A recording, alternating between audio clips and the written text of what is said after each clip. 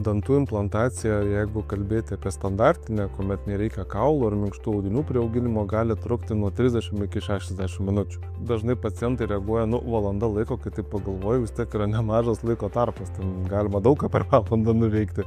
Bet į tas 30 ir 60 minučių telpa paciento atvykimas, tada yra dar kartą surenkama anamnezė medicininė, išsiaiškinamos sisteminės, lėtinės ligos, visa kita, alergijos. Tuomet yra dar kartą su pacientu aptariama gydymo taktika, galimos rizikos, komplikacijos, gydymo išeitys, tuomet vietinė nejautra, operacinio lauko pasiruošimas, reiškia pacientas apklojamas steriliu apklotu, sterilūs instrumentai pakuojami, aušinimo, atsiurbimo sistemos ruošiamos, ir tada perinam prie operacinių veiksmų, įsriegiamas implantas, žaizda susiūnama, tada atgal viskas supakuojama, viskas sukraunama, instrumentai atgal sutvarkyti ir vėl kalbame su pacientu, kaip sekėsi, atliekam kontrolinės rentgenogramas, paaiškinam po operacinę visą eigą, ko tikėtis, kokie gali būti po operaciniai reiškiniai, kokia yra po operacinė žaizdos priežiūra ir apskritai bendras režimas po operacijos.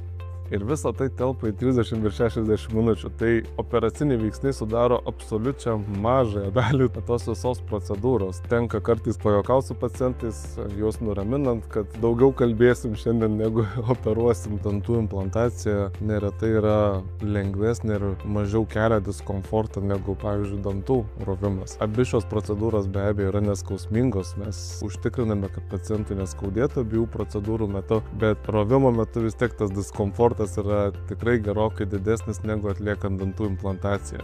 Ir ji praeina lengviau, greičiau ir tikrai neretu atveju galima dantį rauti gerokai ilgiau negu implantais riekti.